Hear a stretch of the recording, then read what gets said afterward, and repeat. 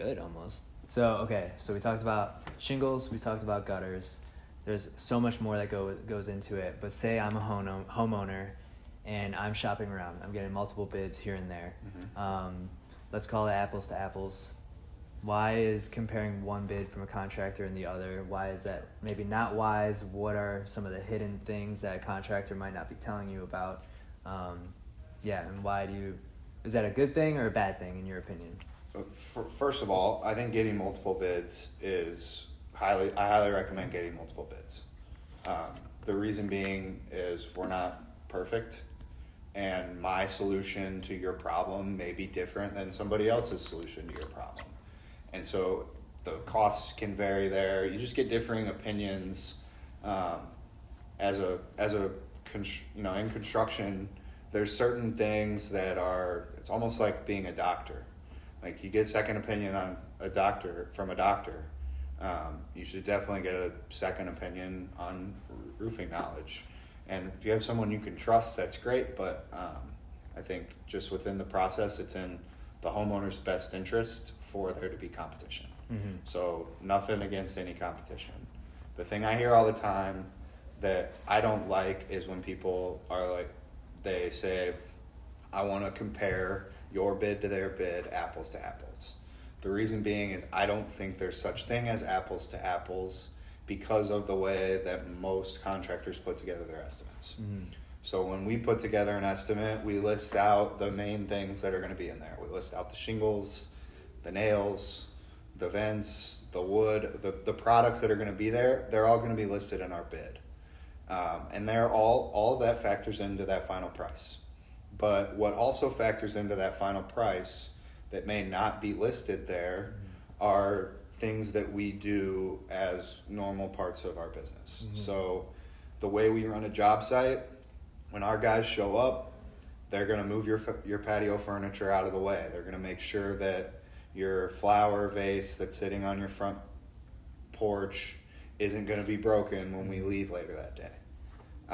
None of that is specifically listed in the estimate that we gave you, but it does impact that future price. And so if you're looking at my estimate versus, let's say, a competitor's estimate, they could say all the exact same things on there, but the price is different by $5,000. So most people look at that and they're like, I'm getting the same thing. Why is this one $5,000 more than the other one? Well, the reason is for those extra precautions that most people really like, where we're going to take care of your lawn, we're going to take care of your landscaping, we're going to clean everything up, we're going to make sure there's no nails in the driveway when we leave. And all that stuff, it does factor into the price, but it's not necessarily listed within the estimate. So for that reason, that's why I don't think apples to apples works super good. Because while it looks like you're getting the same thing, the guy that's $5,000 cheaper is going to maybe break a couple of landscaping lights and leave nails in the driveway, and you're going to have problems, whereas somebody a little bit more expensive, you're not going to have to deal with those problems. Do you feel like it would be disrespectful if I was a homeowner, I had 3 bids, and I came back to you and I was like, hey, I noticed you're a little bit more expensive than this other guy, but I really liked your guys's. I like interacting with you guys the most, so can you explain to me what that price difference is, or do you feel like that may not be the best tactic, or like? No, that's our job. That's your job. That's if you've got a discrepancy in price, it's our job to lay out the differences or try to help you understand. Our job here, I mean, when we show up, our intention is to help you make a decision, truly, whether it's with us or not.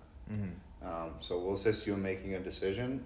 There's times where, for every individual has their own circumstances. There's times where it just makes sense to go with somebody else, and we understand that. So we have helped people make a decision outside of ours.